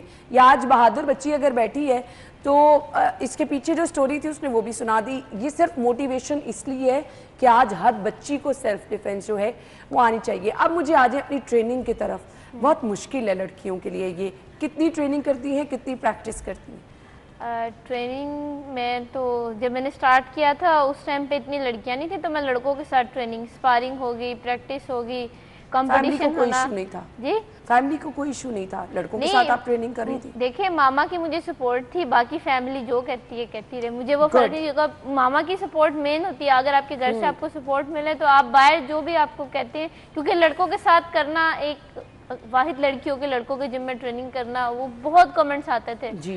लेकिन अब जो कमेंट्स उस टाइम पे आते थे अब वही लोग तारीफ करते हैं। मैं यही कहने लगी थी कि जब आप कामयाब हो जाते हैं ना तो जो लोग आप पे तनकीद करते हैं बाद में वही प्राउडली बताते हैं कि ये हमारी फैमिली मेंबर है। तो ट्रेनिंग हमारी होती है लड़कों के साथ, मैं फाइट भी लड़कों के साथ करती हूँ, कंपटीशन तरह लड़कों के साथ करके ना उनकी पावर को मैच करके टक्कर दे के उनको हराना, फिर उससे ना मुझे और अच्छा लगता है। फिर वो जो लड़कियों की पावर, लड़कों की पावर डिफरेंट होती है, लेकिन मैंने इसको गलत साबित किया, मैं लड़कों को भी हरा सकती हूँ। जबरदस्त जबरदस्त, यानी आपने लड़कों को भी हराया है जी बिल्कुल। और ये कर दिखाया है। सो अपने सेमीफाइनल के भी कुछ हमें एक्सपीरियंस डिस्कस करें, क्या फील करती है जब सामने इंडियन खिलाड़ी होता है? अच्छा, जो वो इंडियन से हैं, खुशबू निशाद, जिनके साथ मेरा सेमीफाइनल हुआ था, वो मेरी बहुत अच्छी दोस्त भी है। तो फाइट से पहले हमें पता चला, हमारा, मैं जूनियर कैटेगरी में खेलती हूँ क्योंकि मेरी कैटेगरी में कोई प्लेयर आई नहीं थी, तो मुझसे पूछा कि आप सीनियर में खेल लेंगे, क्योंकि सीनियर में 20+ एज के होते हैं और काफ़ी एक्सपीरियंस भी होती है। मैंने कहा मैं खेल लूँगी, मैंने अपनी स्किल्स को टेस्ट करना था। मैं जब पता चला मेरा इंडिया के साथ है तो मैंने कहा ठीक है कोई बात नहीं। तो जब मैं खेलने गई, मैंने खेला तो फाइट। होगा। नहीं, प्रेशर नहीं था इस बार। अच्छा, पीछे बैक पे कोच थे ना मेरे, उनको पता था मैं किस तरह खेलती हूँ, चलती हूँ, तो मैं इजी होके मैं गई, मैंने फाइट खेली, फाइट विन की। उसके बाद हम अच्छे से मिले, फाइट के बाद हमने बैठ के डिस्कस किया खुशबू आबी के साथ। मतलब लोग इस बारे में पे ना मतलब हैरान हो रहे थे कि हमारी इतनी अच्छी दोस्ती है। उसके बाद मतलब हम लोगों ने एक्सपीरियंस शेयर किया। फिर इंडिया के कोचेस थे, उन्होंने बहुत ज़्यादा अप्रिशिएट किया। उन्होंने मुझे कहा आप तो अभी बहुत छोटी हो और आपने माशाल्लाह इतनी अपने से बड़ी को मतलब इस तरह हराया है, आपने बहुत मेहनत की है, बहुत कम टाइम में आप आगे आई हैं। और पाकिस्तान की फ़र्स्ट फीमेल एथलीट जिसने गोल्ड मेडल लिया, और बस वो नेशनल एंथम जब पाकिस्तान का प्ले किया गया था, वो फीलिंग्स में बयान नहीं कर सकती। बिल्कुल आप सही कह रही हैं, हम खुद वो चीज़ फील कर रहे हैं तो आप तो वहाँ पे मौजूद होंगी। सो फाइनल के लिए मुझे बताइएगा कितनी प्रिपरेशन की और क्या ज़हन में क्या चल रहा होता है? पता होता है कि मैं कामयाब होकर ही आऊँगी? जो मेरी फाइनल फाइट थी नेक्स्ट डे, वो उस टाइम में वेरी नेक्स्ट डे थी। हाँ, क्योंकि जो ये IMF एशियन चैम्पियनशिप जो हुई है, ये IMF इंटरनेशनल फेडरेशन है, वो डेली आपकी सुबह फाइट से 2 या 3 घंटे पहले वेट लेते हैं। अच्छा। तो वेट भी मेंटेन रखना होता है, क्योंकि फाइट से पहले हम लोग खा लेते हैं पावर के लिए, फिर थोड़ा सा वेट बढ़ जाता है, तो उस वेट का भी इशू होता है। तो फाइनल वाले दिन मैंने सुबह वेट दे दी है, उसके बाद तो फिर मतलब मुझे ना मैं खाने की बहुत शौकीन हूँ, तो मुझे वो खाना कंट्रोल पहले सेमीफाइनल वाले दिन करना पड़ा। मैंने फाइनल से पहले बहुत सारा खाया पिया। मैं फाइनल में मैं खेलने बहुत इजी थी, मुझे पता था ये मेरा टाइम है, और रिंग में जब मैं जाने से पहले मैंने सोचा या तो फिर मैं मारूंगी या तो फिर मैं मार खा के आऊंगी। फिर जब मैं अंदर गई, फिर पीछे कोच थे, मैंने कहा हाँ इजी है, आराम से। फिर मैंने तीनों राउंड क्लियर जीते और फिर मैं जीत गई, गोल्ड मेडल जीत गई। फिर मैं बहुत इमोशनल हो गई थी क्योंकि मेरी मेहनत थी, कोच की मेहनत थी, पूरे पाकिस्तान का सपोर्ट था, जो हमारे प्रेसिडेंट उन्होंने मुझ पे यकीन करके मुझे सपोर्ट किया। और फिर मैंने सब जो लोग चाहते थे, समझते थे कि मैं कुछ कर नहीं सकती, मैं हार जाऊंगी या डिमोटिवेट करने की कोशिश करते थे, उनको रिंग में मैंने जवाब दे दिया था। जी होते हैं, इतने कामयाब देख के भी ऐसे लोग होते हैं जो आपको डिमोटिवेट करते हैं, लेकिन चलें उन लोगों के लिए बड़ा स्ट्रॉन्ग मैसेज आपने जीत कर दे दिया। अच्छा, कुछ अब मैंने आपसे गेम्स के रूल पूछने हैं, कुछ आपने डाइट का अपने जिक्र किया, वेट मेंटेन, ये सब चीज़ें कुछ देखने वालों को जो इस फील्ड की तरफ आना चाह रहे हैं मैं ज़रूर गाइड करना चाहूँगी। और यस, कुछ मैंने आपसे बेसिक चीज़ें पूछनी है सेल्फ डिफेंस की, जो हम अपनी बच्चियों को सिखाएंगे। अब आपकी मौजूदगी का हमने फ़ायदा तो उठाना है कि जिस तरह अगवा की कोशिश आपके साथ की है, खुदा ना खास्ता अगर किसी के साथ होती है तो आपने फौरी तौर पर क्या आपका रिएक्शन होना चाहिए। ब्रेक ले लेते हैं, बड़ी ज़बरदस्त चीज़ें हम पूछने वाले हैं जी। बानो भट्ट हमारे साथ मौजूद हैं, ब्रेक के बाद आएंगे।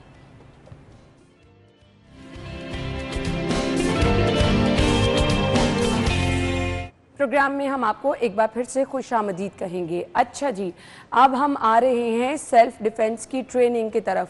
खुदा न खास्ता मैं बहुत इम्प्रेस हुई हूँ कि आप इतनी छोटी सी बच्ची थी, क्योंकि जब कभी ऐसा कुछ हो रहा होता है ना तो आप इतने परेशान हो जाते हैं कि आपकी सेंसेस नहीं काम करती कि आपको करना क्या है। तो सेल्फ डिफेंस के तौर पर आपको फर्स्ट ऑफ ऑल करना क्या है? मैं आपके पास आऊँ। नॉर्मली ऐसा होता है कि आपको कोई अगवा करने लगा है तो आपका हाथ पकड़ता है और मुंह पे आपके हाथ रख लेता है, तो अगर कोई करे तो क्या करना है? आप मेरा हाथ पकड़े, ठीक है, मैं अगवा कर रही हूँ, ठीक है, अभी और आपके मुंह पे हाथ रख रही हूँ। सबसे पहले हमने देखना चाहिए क्योंकि एक मेल की और फीमेल की पावर में बहुत ज्यादा डिफरेंस होता है, तो आप चीखे मारे, आप ऐसे ऐसे करने से कुछ नहीं होगा। आपने सबसे देखना है, एक तो आंखें इंसान की बहुत वीक होती है, वो आपके मुंह की तरफ आ रहा है, आपने अपनी फिंगर जो है ना उनकी आंखों में दोनों में मार देना, आपको इतने में टाइम मिल जाएगा, आप भाग सकती हैं इतनी देर में। और अगर उन्होंने पकड़ा है, ठीक है, हाथ पकड़ा है, फीमेल्स अक्सर करती है इस तरह मतलब ना नीचे फिंगर्स की तरफ, 4 फिंगर्स, क्योंकि मेल जब ग्रिप करते हैं 4 फिंगर्स की, जब आपने देखना उनका थंब किस तरफ, ये मैं हाथ यहाँ से ऊपर ऐसे करके निकाल, यानी आपने नीचे की तरफ हाथ छुड़ाने के बजाय ऊपर की तरफ अपना। और अगर हाथ उन्होंने पकड़ा है तो टेक्निकल पॉइंट पे भी आप उनको पकड़ से, किसी ने मारा है आपको अपनी नी या टांग को फौरन हिट करना चाहिए, ठीक है, ठीक है। और ये है, और आपने ना बेसिकली कॉन्फिडेंस है ना, क्योंकि अक्सर इस तरह के हादसा अकेली सड़क पे लड़की जा रही होती है उसके साथ हो जाते हैं, आता है कोई पीछे से पकड़ता है, आपने वीक पॉइंट देखना है सबसे पहले। आप जा रही हैं बैक से पीछे, किसी ने आपको पकड़ लिया, अब मुझे किसी ने पकड़ा है तो मैंने, उन्होंने मुझे पकड़ा हुआ है, मैंने पीछे देखना है और फौरन से ये लात आपने मार देनी, टेक्निकल पॉइंट पे मार देनी। इतना तो फीमेल में ताकत होती है एक टांग से, और वो जितनी देर में गिर के उठने की कोशिश करेंगे, आपके पास टाइम होगा, आप भाग सकती हैं, वहां से हेल्प मांग सकती हैं, तो फौरन रिएक्शन देना चाहिए, घबराना नहीं है किसी भी सूरत में, आपको अपने लिए खुद सेल्फ डिफेंस करना पड़ेगा, कॉन्फिडेंट बहुत ज्यादा बहुत जबरदस्त पॉइंट है। इसके अलावा छोटी छोटी चीजें अगर आप शेयर करना चाहें सेल्फ डिफेंस के तौर पर, नॉर्मली होता ही है ना कि लोग परेशान हो जाते हैं, एक तो अपने हवास बरकरार रखें, अगर आपका कोई हाथ पकड़ है उसके लिए प्रॉपर तरीकेकार हमें बता दिया है कि आपने हाथ नीचे की तरफ ही छुड़ाना, ऊपर की तरफ अपना हाथ जो है वो करना है। आंखें इंसान की ना वीक होती हैं, क्योंकि आपको कोई पकड़ने आए, फौरन 2 फिंगर्स आपकी हैं उनकी आंखों में मारे, वो उस टाइम ना एकदम से आंखों की पेन की तरफ उनका ध्यान चला जाएगा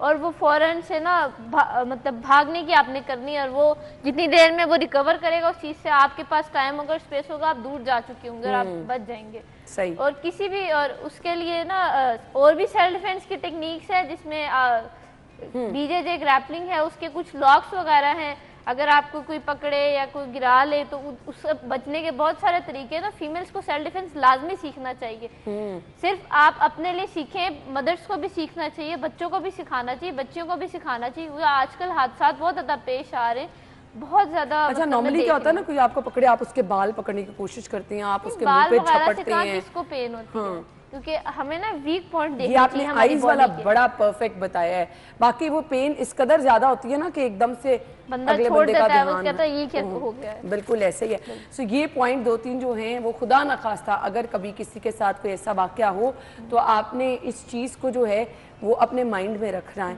सो मुझे ये भी बता दें, अब उन लोगों की तरफ आ जाते हैं जो ये फील्ड ज्वाइन करना चाहते हैं, वेट मेंटेन आपने बात की, कितना ज़रूरी होता है अपना वेट मेंटेन करना? देखिए, हर स्पोर्ट्स में डिफरेंट कैटेगरीज होती हैं वेट की। जो स्पोर्ट्स में फाइट्स होती हैं वो वेट के हिसाब से होती है। वेट और एज बहुत देखी जाती है।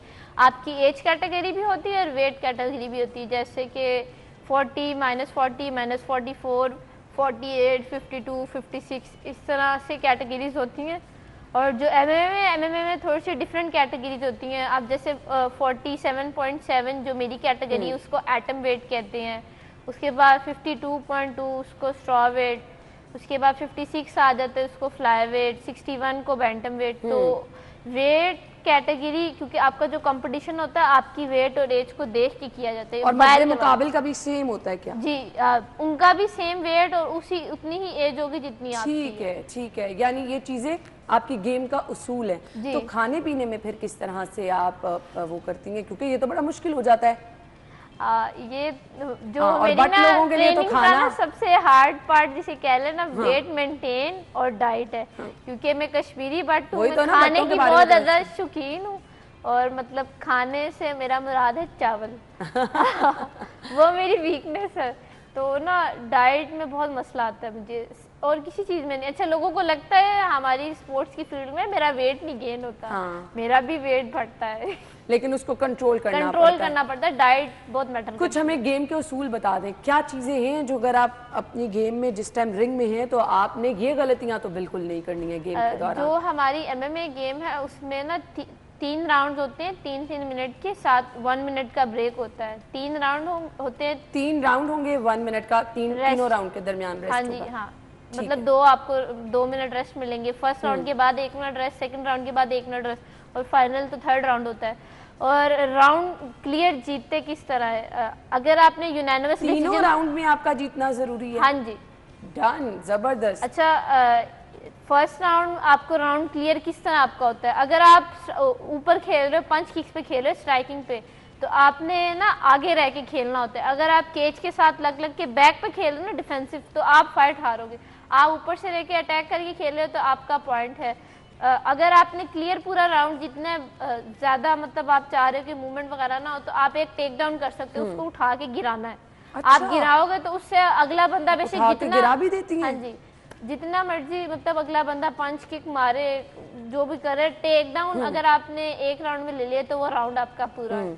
सेकेंड राउंड में भी इसी तरह आप टेक डाउन ले लेंगे, राउंड आपका पूरा क्लियर है। तीनों राउंड में 3 टेक डाउन क्लियर, आप फाइट जीते हैं।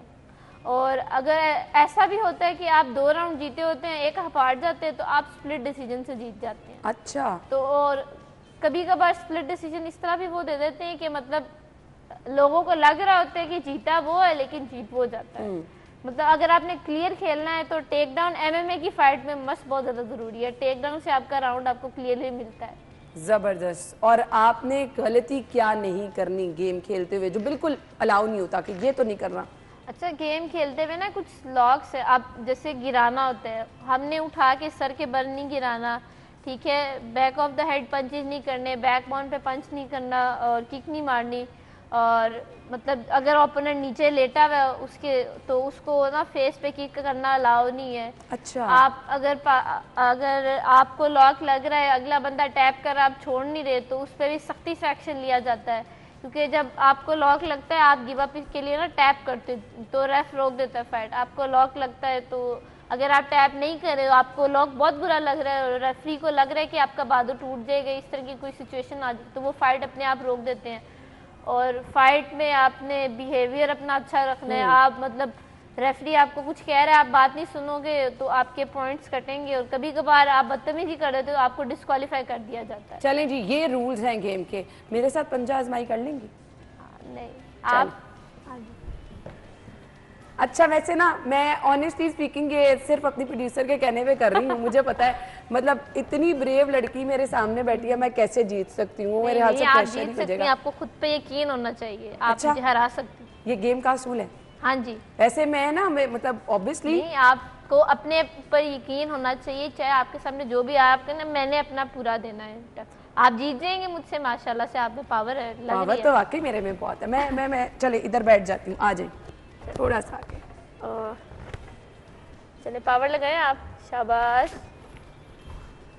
लगाए लगाए लगाए लगाए, शाबाश। अभी आप नहीं लगा रही वहाँ पर? नहीं नहीं नहीं, मैं देख रही, ये देखिए लगाए लगाए, शाबाश।